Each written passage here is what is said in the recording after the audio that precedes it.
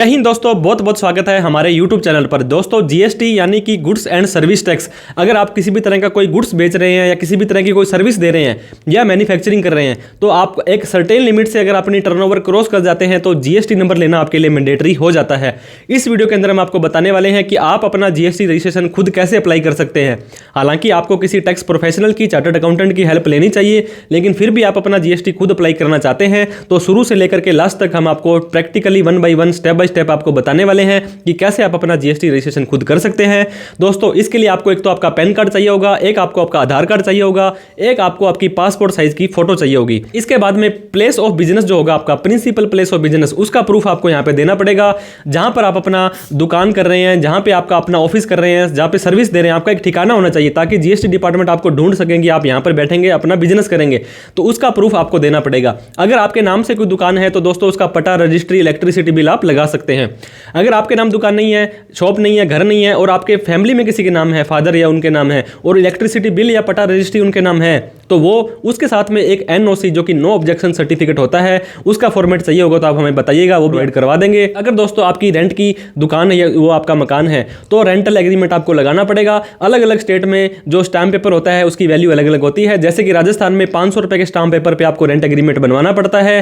और दोस्तों rent agreement के साथ साथ में जो व्यक्ति रेंट एग्रीमेंट आपको दे रहा है, जो उसका मालिक है, तो उसका भी एक आधा प्रूफ हमें लगाना पड़ेगा। जैसे कि इलेक्ट्रिसिटी बिल, पटा, रजिस्ट्री की जो इलेक्ट्रिसिटी बिल जो आपको रेंट एग्रीमेंट दे रहा है वह एक्चुअल में ओनर है, उसका प्रूफ भी आपको साथ में देना पड़ता है। Mobile number, mail ID, firm का नाम, ये चीजें आपको देनी पड़ती है। तो शुरू से लेकर लास्ट तक हम आपको जीएसटी अप्लाई करना बताने वाले हैं। दोस्तों जीएसटी अप्लाई करने के बाद में ऑफिसर पे डिपेंड करता है कि वो कब आपका जीएसटी अप्रूव करते हैं। उन्हें लगता है कि कोई कमी है इस एप्लीकेशन में या कोई एडिशनल इन्फॉर्मेशन मांगनी है तो वो क्वेरी रेज करके आपसे इन्फॉर्मेशन भी मांग सकते हैं। अदरवाइज 15 दिन के अंदर आपका वो कोई रिस्पॉन्स नहीं देते हैं तो ऑटोमेटिकली जीएसटी अप्रूव हो जाता है। तो देर ना करते हुए सीधा ही आपको वेबसाइट पर ले जाते हैं और जीएसटी अप्लाई करना सीखते हैं। तो आपको जीएसटी अप्लाई करने के लिए किसी भी ब्राउज़र पर आ जाना है और कोशिश करें आप ये काम अपने मोबाइल से ना करके लैपटॉप या कंप्यूटर से ही करें। अब आपको gst.gov.in की वेबसाइट पर आ जाना है। तो इस तरह का इंटरफेस आपको दिखाई देगा। होम के बाद में सर्विसेज के ऊपर क्लिक करना है, रजिस्ट्रेशन के ऊपर क्लिक करना है, इसके बाद में न्यू रजिस्ट्रेशन पर आपको क्लिक कर देना है। तो दोस्तों जैसे ही न्यू रजिस्ट्रेशन आप क्लिक करेंगे, यहाँ पे 2 ऑप्शन आ रहे हैं। न्यू रजिस्ट्रेशन, अगर पहले आपने न्यू रजिस्ट्रेशन करने की कोशिश की थी तो आपका टीआरएन नंबर इशू हो गया होगा, तो उस टीआरएन नंबर से, कैप्चा से, ओटीपी से आप लॉगिन करके अपनी जो जीएसटी की जो पहले लॉगिन कर आप अप्लाई कर रहे थे उसको कंटिन्यू कर सकते हैं। अब हमारा न्यू रजिस्ट्रेशन है, इसके बाद में आईएमए। दोस्तों मोस्ट ऑफ द केसेस में 99% में टैक्स पेयर आएगा, क्योंकि आप और हम सब एक टैक्स पेयर हैं जो हमें टैक्स देना है। टैक्स डिडक्टर आता है जो जीएसटी के अंदर टीडीएस काटता है। टैक्स कलेक्टर जो जीएसटी के अंदर टीसीएस कलेक्ट करता है। जीएसटी प्रैक्टिशनर जैसे कि कोई चार्टर्ड अकाउंटेंट, कोई एडवोकेट वगैरह इसके ऊपर रजिस्ट्रेशन अपने आप को करवा सकता है। एनआरआई पर्सन है, यूनाइटेड नेशन बॉडी है, ये लोग, ये सब चीज़ें आपके काम की नहीं है तो आप टैक्स पेयर पर सिंपली क्लिक कर लें। इसके बाद में कौन से स्टेट पर बैठ करके, मतलब जहां पर आपने बिजनेस करना है वो आपको ये स्टेट सेलेक्ट करना है। हो सकता है आप मुंबई के रहने वाले हैं और राजस्थान में काम कर रहे हैं तो आपको राजस्थान सेलेक्ट करना है। मतलब जिस स्टेट में आपने बिजनेस करना है, जिस स्टेट के जिस डिस्ट्रिक्ट के अंदर आपको ये काम करना है, वहां पे वो डिस्ट्रिक्ट आपको यहाँ पे सिलेक्ट कर लेना है। अब आपका यहाँ पे legal name of the business, मतलब आपके पैन कार्ड में क्या नाम है वो आपको यहाँ डालना है। इसके बाद में आपको अपना पैन कार्ड नंबर यहाँ पे 10 डिजिट का डाल देना है। आपको यहाँ पे ईमेल आईडी डाल देनी है जिसके ऊपर ओटीपी जाएगा, और आपको यहाँ पे एक मोबाइल नंबर जाना है जिसके ऊपर भी ओटीपी जाएगा। ये मोबाइल और ईमेल दोनों एक्टिव होने चाहिए, क्योंकि फर्स्ट केस में शुरू में दोनों पर ओटीपी जाएगा और दोनों ओटीपी आपको डालने पड़ेंगे। उसके बाद में जो भी ओटीपी आएंगे वो दोनों पर सेम आएंगे। इसके बाद में आपको यहाँ पे कैप्चा कोड डाल देना है। तो सारी की सारी इन्फॉर्मेशन डालने के बाद में आपको सिंपली प्रोसीड के ऊपर क्लिक करना है। जैसे आप प्रोसीड पर क्लिक करेंगे, एक ईमेल के ऊपर ओटीपी चला जाएगा और एक मोबाइल पर ओटीपी चला जाएगा। ये दोनों के दोनों ओटीपी आपको यहाँ पे डाल देने हैं। दोनों के दोनों ओटीपी डालने के बाद में सिंपली आपको प्रोसीड पर क्लिक कर देना है। जैसे आप प्रोसीड पर क्लिक करेंगे तो ये देखिए आपने पार्ट ए है वो सक्सेसफुली रजिस्ट्रेशन का पूरा कर लिया है और आपका temporary registration number, TRN number, ये आपको जारी हो चुका है। तो आप इसे कॉपी कर सकते हैं, आप इसे कहीं पर लिख सकते हैं। मोबाइल पर और मेल पर दोनों पर आपको टीआरएन नंबर भी आ जाएगा। अब आपको प्रोसीड पर क्लिक कर देना है। जैसे प्रोसीड पर क्लिक करेंगे तो हमने पहले तो न्यू रजिस्ट्रेशन पर क्लिक किया था, लेकिन अब हमारा टीआरएन नंबर जारी हो चुका है। तो अब हम क्या करेंगे, यहाँ पे हमारा टीआरएन नंबर को पेस्ट कर देंगे जो हमने कॉपी किया था, या इसे टाइप कर सकते हैं। कैप्चा कोड डालने के बाद में हमें प्रोसीड पर क्लिक करना है। अब ये ओटीपी जो जाएगा अब के बाद में जितने भी ओटीपी जाएँगे वो मोबाइल तथा ईमेल दोनों पर जाएँगे, दोनों में से कोई भी ओटीपी आप यहाँ पे डाल कर के आपको प्रोसीड करना है। तो ओटीपी डालने के बाद में जैसे ही हम प्रोसीड पर क्लिक करेंगे, तो इस तरह से दोस्तों ये आपको फॉर्म दिखाई देगा, माई सेव्ड एप्लीकेशन। यहाँ पे लॉग आउट आएगा। 16 मार्च को हमने ये स्टार्ट किया था। रजिस्ट्रेशन का REG 01 के नाम से ये फॉर्म होता है। अब एक्शन के ऊपर जाकर के आपको यहाँ पे जो एडिट का ऑप्शन आ रहा है, वहाँ पे आपको क्लिक करना है। अब आपको स्टेप बाय स्टेप बिज़नेस की detail, partner, promoter, signatory, authorised representative, ये स्टेप बाय स्टेप आपको डालनी है। आपकी प्रोफाइल देखिए 0% कंप्लीट है। अब हमें इसे 100% कंप्लीट करना होगा। जैसे आप नीचे आएँगे, यहाँ पे योर बिज़नेस डिटेल के अंदर ये जो नाम है और ये जो पैन नंबर है, ये ऑटोमेटिक आ रहा है। इसके बाद में ट्रेड नेम होता है आपकी फ़र्म का नाम आप क्या रखना चाहते हैं। अगर आपकी कोई भी फ़र्म का नाम नहीं रखते हैं, तो जीएसटी के अंदर जो आपका नाम है, जो पैन कार्ड में आपका नाम है, वही नाम आप यहाँ पे शो कर सकते हैं। तो यहाँ पर आप अपना ट्रेड नेम जैसे कि Ram and company, Shyam and company कुछ भी रख सकते हैं। इसके बाद में कॉन्स्टिट्यूशन ऑफ बिज़नेस, आपका जो पैन कार्ड का 4th कैरेक्टर है उसके अकॉर्डिंग आपको ये सेलेक्ट करना होता है। तो ये देखिए, अगर आप एक प्रोप्राइटरशिप फर्म रखना चाहते हैं तो यहाँ आएगा। अदरवाइज़ एचयूएफ है, अगर आपकी कंपनी है, किसी भी तरह का कोई अलग स्टेटस है तो आप सेलेक्ट कर सकते हैं। हमने प्रोप्राइटरशिप कर दिया है।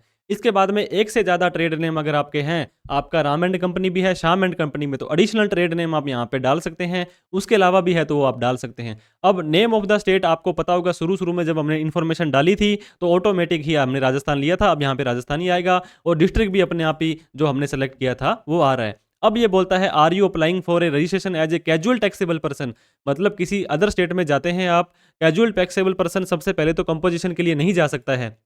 अगर आप कहीं पर जा रहे हैं अपना बिज़नेस करने के लिए कुछ टाइम के लिए, तो आपको ये सेलेक्ट करना है। इसको सिंपली ये नो पड़ा रहने दें। ऑप्शन फॉर कंपोजिशन के अंदर आप जाते हैं, तो आपको पता होगा ऑप्शन फॉर कंपोजिशन के अंदर आपको पता होगा 1% आपकी सेल का आपको टैक्स देना पड़ता है, जो कि टैक्सेबल सप्लाई है। अगर आप सर्विस देते हैं तो उसका 6%, अगर आप एक रेस्टोरेंट प्रोवाइडर हैं, तो 5% आपको जीएसटी भरना पड़ता है। ये जीएसटी आप कस्टमर से नहीं ले सकते हैं, आपको अपनी जेब से देना पड़ेगा। तो कंपोजिशन में जाना चाहते हैं तो ये इसको यहाँ पे ऐसे क्लिक कर सकते हैं, अदरवाइज़ अनक्लिक कर दें। रीजन फॉर ऑब्टेन रजिस्ट्रेशन, आप अपना जीएसटी का नंबर क्यों लेना चाहते हैं? आपकी लिमिट जो थी 20 लाख या 40 लाख से पूरी हो चुकी है। आप अपनी एक स्टेट से दूसरी स्टेट पर आप सर्विस देना चाहते हैं, सेल करना चाहते हैं। बहुत सारे ऐसे ऑप्शन होते हैं। तो आप क्या करेंगे दोस्तों, यहाँ पे वॉलंटरी नाम से एक ऑप्शन आएगा कि हम हमारी मर्ज़ी से जीएसटी नंबर ले रहे हैं। और कब से आपको ये जीएसटी नंबर लेना है?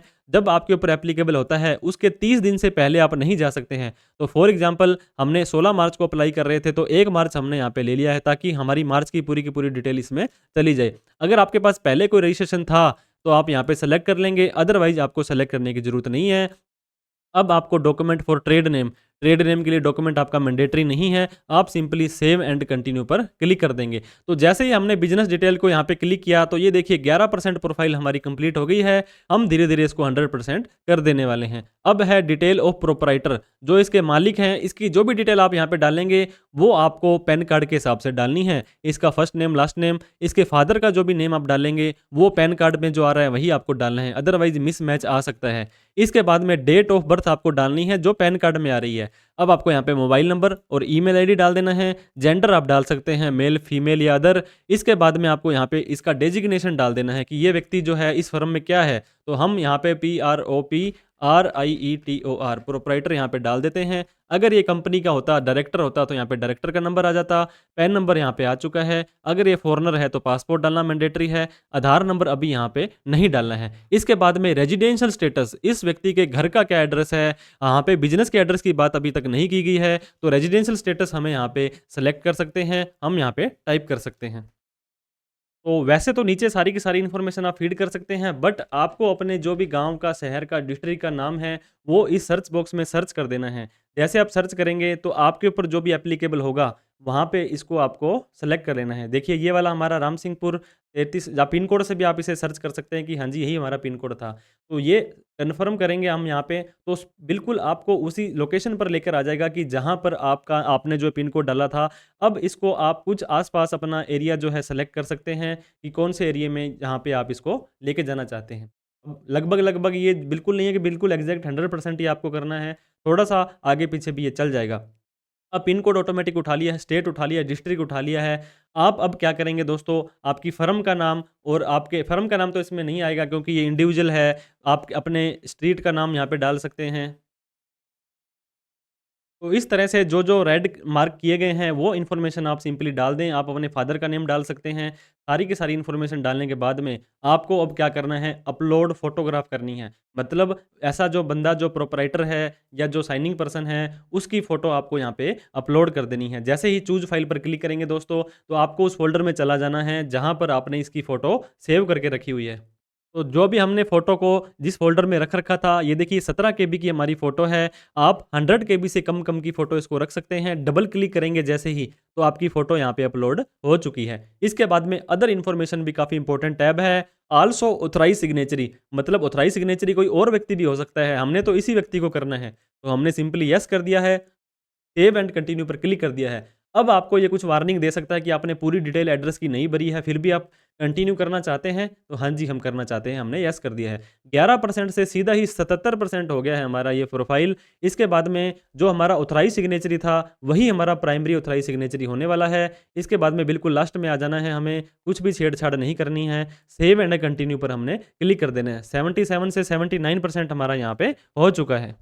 और आप चाहते हैं कि आप प्रोप्राइटर कोई और रहे और आपका जो ऑथराइज़ सिग्नेचरी जैसे मैनेजर वगैरह डिफाइन कर देते हैं, हम ऑथराइज़ कर देते हैं, तो वो आप यहाँ पे सिंपली कर सकते हैं। ऑथराइज़ रिप्रेजेंटेटिव को यहाँ पे लेने की ज़रूरत नहीं है। अगर आप लेते हैं तो उसकी एनरोलमेंट आईडी या कुछ चीज़ें पूछी जाएगी कि ऐसा कोई भी व्यक्ति जो जीएसटी के अंदर ऑथराइज़्ड है, उसकी डिटेल आपको यहाँ पे देनी पड़ेगी। अगर आपको किसी भी जीएसटी प्रैक्टिशनर की एनरोलमेंट आईडी पड़ी है, फॉर एग्जांपल हमने यहाँ पे पेस्ट किया, कॉपी किया, तो ये देखिए उनका नाम, एड्रेस वगैरह सारी डिटेल आ जाती है। तो हमने ऑथराइज़ रिप्रेजेंटेटिव किसी को नहीं करना है, सिंपली सेव एंड कंटिन्यू पर क्लिक कर दिया है। अब एक और इम्पोर्टेंट टैब हमारा खुल गया है दोस्तों, ये है प्रिंसिपल प्लेस ऑफ बिज़नेस, कि आप अपना बिज़नेस कहाँ करना चाहते हैं। आपको ये तो पता ही होगा कि अगर आप बिज़नेस कर रहे हैं तो कोई ना कोई ठिकाना होगा, चाहे आप अपने घर में कर रहे हैं, चाहे आप किराए की दुकान पे हैं, चाहे खुद के मकान में, खुद की दुकान में, कहीं पर भी कर रहे हैं, उसका एड्रेस आपको यहाँ पे डालना बहुत ज़रूरी है और उस एड्रेस का प्रूफ़ आपको साथ में बहुत ज़रूरी है डालना। तो अब यहाँ पे सिंपली हम क्या करेंगे, सेम टू सेम हमने जैसे वहाँ पे पहले इनका जो एड्रेस डाला था, वहाँ पे इसको सेलेक्ट कर लेंगे। तो हम जो भी हमारा शहर, गाँव है या जो भी डिस्ट्रिक्ट होगा उसको सेलेक्ट करेंगे, तो सिंपली आपको वहाँ पे ले जाएगा, आपको कन्फर्म कर देना है। अब नीचे आने के बाद में आपका पिन कोड आ चुका है, आपके टाउन का नाम आ चुका है, कुछ इन्फॉर्मेशन आपको यहाँ पे मैनुअली डाल देनी है, जैसे आप अपने बिज़नेस का नेम डाल सकते हैं, वार्ड नंबर डाल सकते हैं, शॉप नंबर डाल सकते हैं। लॉन्गिट्यूड, लैंगिट्यूड अपने आप इन्होंने उठा लिया है। तो जैसे ही हम सारे का सारा एड्रेस यहाँ पे डाल देंगे, हमारा जो स्टेट जुरिडिक्शन वार्ड है, वो हमें यहाँ पे सेलेक्ट करना पड़ेगा। ये आपके पिन कोड के अकॉर्डिंग ऑटोमेटिकली दोस्तों यहाँ पे लिस्ट आएगी। आपका जो भी हेडक्वार्टर लगता होगा, जो आपके तहसील के रिलेटेड होगा, वो यहाँ पे आ जाएगा। इससे बड़ा ऑफिस नीचे वाला सीटीओ वार्ड होगा। तो मोस्टली आप कोशिश करें, आपकी जो तहसील का यहाँ पे नाम आ रहा है, वही आपको सेलेक्ट करना है। इसके बाद में कमीशन रेट के ऊपर जैसे सेलेक्ट करेंगे, ऑटोमेटिकली आपके पिन कोड के अकॉर्डिंग जो आपका कमीशन रेट आएगा, जो आपका डिवीज़न आएगा वो भी ऑटोमेटिक आ जाएगा और रेंज के अंदर भी आपकी ऑटोमेटिक ही रेंज आ जाने वाली है। इसके बाद में आपका mail ID, mobile number automatically उठा लिया है। अब जो इम्पोर्टेंट पॉइंट आता है जिसके कारण बहुत सारे जीएसटी नंबर है रोक लिए जाते हैं, नेचर ऑफ पोजेसेशन ऑफ परमिसेस। जो आपकी दुकान है, जहाँ पे आपका ऑफिस है, वो आपकी कंसेंट की है, लीज्ड की है, अदर की है, ओन की है, रेंटेड की है, तो रेंट एग्रीमेंट लगाना है, जो हमने ऑलरेडी डिस्कस किया है। तो हमारी अगर कंसेंट की है, किसी ने सहमति दी थी, तो कंसेंट लेटर लगा सकते हो, इलेक्ट्रिसिटी बिल लगा सकते हो, ओनरशिप प्रूफ के कोई भी डॉक्यूमेंट आप यहाँ पे लगा सकते हो। तो जैसे हम चूज़ फाइल पर जाएँगे दोस्तों, जिस फ़ोल्डर में हमारा ये डॉक्यूमेंट पड़ा है, वहाँ पे हम सिंपली चले जाएँगे। वहाँ पे जाने के बाद में हमें उस फ़ाइल में जाने के बाद में जो भी हमारा प्रूफ़ होगा, ये 1 एमबी से कम होना चाहिए, पीडीएफ के अंदर होना चाहिए। एक से ज़्यादा डॉक्यूमेंट है, सपोज़ करो रेंट एग्रीमेंट प्लस में इलेक्ट्रिसिटी बिल है या आपके पट्टा रजिस्ट्री वगैरह है, तो जितने भी डॉक्यूमेंट आपके ओनरशिप के हैं, एक से ज़्यादा भी आप यहाँ पे लगा सकते हैं। कोई इश्यू वाली बात उसमें नहीं रहने वाली है। डॉक्यूमेंट ज़्यादा होंगे तो चल जाएगा, डॉक्यूमेंट कम होंगे तो आपको कोई भी इश्यू आ सकता है। तो इसलिए आप कोशिश करें, इसे कंप्रेस कर लें 1 एमबी तक और ऊपर कुछ अलग डॉक्यूमेंट और नीचे कुछ अलग डॉक्यूमेंट भी लगा दें अगर आपके पास ज़्यादा डॉक्यूमेंट है तो। कई बार क्या होता है 30, 40, 50 पेज की रजिस्ट्री या एग्रीमेंट होता है, तो उसके आप मेन पेज भी लगा सकते हैं अगर वो ज़्यादा ही डेटा आ रहा है तो। अब पूछ रहा है दोस्तों, नेचर ऑफ बिज़नेस और एक्टिविटी, आप क्या करने वाले हैं इस बिज़नेस में? तो हमें यहाँ पे जो भी आपके ऊपर एप्लीकेबल होता है, जैसे कि हम रिटेल बिज़नेस करेंगे, जैसे कि हम होलसेल वेयरहाउस हम करने वाले हैं, हम हमारा होलसेल का बिज़नेस करेंगे, हम हमारी सर्विसेज़ को सप्लाई करेंगे, जो भी आपके ऊपर एप्लीकेबल होता है वो सेलेक्ट कर लें। आपके पास में कोई एडिशनल प्लेस ऑफ बिज़नेस है, जैसे कि गोडाउन अलग है आपका, शॉप अलग है या एक और आपने दुकान कर रखी है उसी शहर में या जहाँ पर भी, तो उसको अलग से आपको यहाँ पे शो करना पड़ेगा, जिसे कि ब्रांच ऑफिस हम बोलते हैं। अब अब हम सेव एंड कंटिन्यू पर क्लिक करेंगे। फिर से ये बोलता है कि आपका थोड़ा सा एड्रेस मिसमैच आ रहा है, कोई दिक्कत नहीं, हम सिंपली यस पे क्लिक कर देंगे। 96% हमारी डिटेल दोस्तों कंप्लीट हो चुकी है। अब हमें क्या करना है, एडिशनल प्लेस ऑफ बिजनेस हमारा नहीं है, हम कंटिन्यू कर देंगे। अब बात आती है गुड्स और सर्विस की, क्या क्या गुड्स आप सेल या परचेज करेंगे, क्या क्या सर्विस आप यहाँ पे देंगे। तो आप टॉप 5 कमोडिटीज आप यहाँ पे डाल सकते हैं और टॉप 5 सर्विसेज आप डाल सकते हैं। हो सकता है किराना के दुकानदार हैं, आप 100 तरह की चीज़ें बेचते हैं, लेकिन आपको सिर्फ अपनी यहाँ पे 5 ही आइटम डालनी है। तो इसके अंदर दोस्तों आपको HSN कोड अगर आपको पता है तो ठीक है, आप डाल सकते हैं, गूगल पर भी सर्च कर सकते हैं। अदरवाइज जो प्रोडक्ट या आप सेल परचेज करना चाहते हैं उसको भी सिंपली यहाँ पे सेलेक्ट कर सकते हैं। जैसे कि हमने वीट लिखा है, तो वीट के अंदर बहुत सारी एक्टिव इसमें आ चुकी है कि आप वीट को कैसे, फ्लोर वीट है या कौन सा वीट है, जो भी आपके ऊपर एप्लीकेबल होता है वो आप सेलेक्ट कर सकते हैं। ठीक है, इसके बाद में सपोज करो आपने मस्टर्ड सेल करना है, तो ये देखिए यहाँ पे मस्टर्ड सीड्स आ चुका है। इसके बाद जो जो 5 आप प्रोडक्ट सेलेक्ट करना चाहते हैं सेलेक्ट कर सकते हैं। सर्विसेज के अंदर जाएंगे, यहाँ पे अगर आप फॉर एग्जांपल अगर मान लो आपने यहाँ पे टैक्सी सर्विसेज, कॉर्पोरेट, जो भी आप सेलेक्ट करेंगे वहाँ पे सेलेक्ट कर सकते हैं। अगर आपको नहीं पता है कि आपकी सर्विस यहाँ पे शो नहीं हो रही है, तो सिंपली आप अदर में जाएं, व्यू ऑल के अंदर जाएं और लास्ट में जो 27 नंबर में अदर सर्विसेज आ रहा है, इस पे आप क्लिक करके ऐड कर सकते हैं। तो इस तरह से आप 5 सर्विसेज और 5 गुड्स है वो यहाँ पे ऐड कर सकते हैं। तो सारे के सारे दोस्तों आप अपनी 5 गुड्स, जरूरी नहीं है आपको 5 ही लेने हैं, आप यहाँ पे एक भी ले सकते हैं। एक गुड्स या एक सर्विस लेकर के सेव एंड कंटिन्यू पर क्लिक कर देंगे। 98% प्रोफाइल आपकी कंप्लीट हो चुकी है। यहाँ पर आपको कुछ भी नहीं डालना है स्टेट स्पेसिफिक इन्फॉर्मेशन में, फिर से सेव एंड कंटिन्यू कर देंगे। अब आपकी दोस्तों यहाँ पे आधार ऑथेंटिकेशन करनी है। आपको पता होगा आपको आधार ऑथेंटिकेशन करना बहुत ज़रूरी है। आपके आधार कार्ड में जो नंबर है उस पे ओटीपी जाएगा, अदरवाइज ये फिजिकल वेरिफिकेशन करने आ सकते हैं। तो सेव एंड कंटिन्यू पर क्लिक कर देना है। तो ये देखिए दोस्तों हमारी प्रोफाइल 100% कंप्लीट हो चुकी है। अब हमें वेरिफिकेशन के यहाँ पे टिक लगाना है। इसके बाद में नेम ऑफ ऑथराइज सिग्नेचरी में जो हमने नाम डाला था वो यहाँ पे आ जाएगा। इसके बाद में प्लेस जहाँ पर बैठकर हम इस फॉर्म को भर रहे हैं, इसके बाद में हम submit with DSC digital signature अगर आपके पास है तो, otherwise submit with EVC electronic verification code. ये भी मोबाइल और ईमेल दोनों पर OTP जाएगा। आपके पास में दोस्तों दोनों में से कोई भी एक OTP आप डाल सकते हैं, जरूरी नहीं है कि आपको दोनों OTP डालने हैं। तो ये कोड या OTP डालने के बाद में जैसे ही वैलिडेट पर हम क्लिक करेंगे, ये देखिए दोस्तों सक्सेस हो चुका है। Thank you for the submission, system is verifying validating. आपका सिस्टम सारी की सारी इन्फॉर्मेशन पैन कार्ड के हिसाब से सही डाली होगी तो आपको ARN नंबर जारी हो जाएगा। उसके बाद में आपको ये ARN नंबर आपके मोबाइल और ईमेल आईडी पर आ जाएगा। दोस्तों जैसे ही हमने जो GST अप्लाई किया था उसके 5 से 10 मिनट के बीच बीच में ऐसी एक मेल आएगी आपको, hyperlink for authentication of Aadhaar of the applicant. जैसे आप इसे क्लिक करेंगे आपका नाम, आपकी मोबाइल नंबर, मेल आईडी आ जाएगा। अब आपको click here to the following link पर क्लिक हेयर कर देना है आपको। इसके बाद में फिर से आपका TRN नंबर, आपका नेम वगैरह आ जाएगा। अब आपको क्या करना है, नीचे आने के बाद में यहाँ पे कंसेंट पर क्लिक कर देना है कि मैं इस पे एग्री कर रहा हूँ। अब आप अपना आधार नंबर यहाँ पे क्लिक करेंगे, आपको अपना आधार नंबर यहाँ इस बॉक्स में डाल देना है। जैसे दोस्तों आप अपना पूरा आधार नंबर डाल के वैलिडेट आधार नंबर पर क्लिक करेंगे तो नीचे देखिए आपका OTP चला गया है, OTP सेंड सक्सेसफुली। अब आपके आधार वाले नंबर पर एक OTP गया होगा, वो OTP आपको यहाँ पे डाल देना है। तो दोस्तों जैसे ही हम एंटर OTP के बाद में वैलिडेट OTP पर क्लिक करते हैं, थोड़ा सा टाइम ये ले सकता है। इसके बाद में सक्सेस हो चुका है, आधार हैज़ बीन वेरीफाइड सक्सेसफुली। जैसे आप इस पे ओके करेंगे तो ये देखिए आपका नाम, फोटो, एड्रेस वगैरह काफ़ी सारी इन्फॉर्मेशन यहाँ पे शो हो जाएगी। इसका मतलब है कि फाइनली आपने अपना GST नंबर अप्लाई कर दिया है। अब GST ऑफिसर के ऊपर डिपेंड करता है, उसे कुछ कमी निकलेगी, क्वेरी लगेगी तो वो आपको क्वेरी रेज कर देगा, आपको उसका जवाब देना पड़ेगा। अदरवाइज आपका GST नंबर अप्लाई हो जाएगा। ये डिपेंड करता है ऑफिसर पर कि वो कब अप्रूव करते हैं। मैक्सिमम यहाँ पर 15 दिन लग सकते हैं। 15 दिन के बाद आपका ऑटोमेटिक ही ये GST नंबर अप्रूव हो जाएगा। तो इस तरह से दोस्तों आप अपना GST का रजिस्ट्रेशन है शुरू से लेकर लास्ट तक अप्लाई कर सकते हैं। अगर आपका पैन आधार लिंक नहीं है, अगर आपके आधार कार्ड में मोबाइल नंबर लिंक नहीं है, तो ये जो आधार वेरिफिकेशन हमने अभी लास्ट में किया था वो आपका नहीं होगा। फिर जो GST ऑफिसर है आपको फ़ोन करेंगे, वो बोलेंगे कि हम आपके GST का जो प्रिंसिपल प्लेस ऑफ बिजनेस है वहाँ का फिजिकल वेरिफिकेशन करेंगे, आकर के चेक करेंगे। और वो उनके ऊपर डिपेंड करता है कि वो कब चेक करने आएंगे। वो चेक करके जाएंगे, अपनी रिपोर्ट देंगे, उसके बाद ही आपका GST अप्रूव होगा। तो कोशिश करें आप अपने आधार कार्ड में मोबाइल नंबर नंबर भी अपडेट करवा लें और आपके जो डॉक्यूमेंट हैं वो बिल्कुल सही लगाएं। स्पेशली जो इशू आता है वो आपके प्रिंसिपल प्लेस ऑफ बिजनेस में आता है। आपका रेंट का है तो रेंट एग्रीमेंट प्लस में ओनरशिप का प्रूफ जरूर लगाएं ताकि किसी भी तरह की क्वेरी ना निकले। और जीएसटी नंबर लेने के बाद में प्रॉपर आप इसे मेंटेन करें, हर महीने हर क्वार्टर की आपकी रिटर्न भरें, फालतू ट्रांजैक्शंस वगैरह ना करें। इसके ऊपर हमने ऑलरेडी वीडियो बना रखी है कि जीएसटी नंबर लेने के बाद में आपको क्या क्या करना है। वीडियो देखने के लिए बहुत बहुत धन्यवाद। लाइक शेयर सब्सक्राइब करना ना भूलें। Thank you so much. जय हिंद, जय भारत।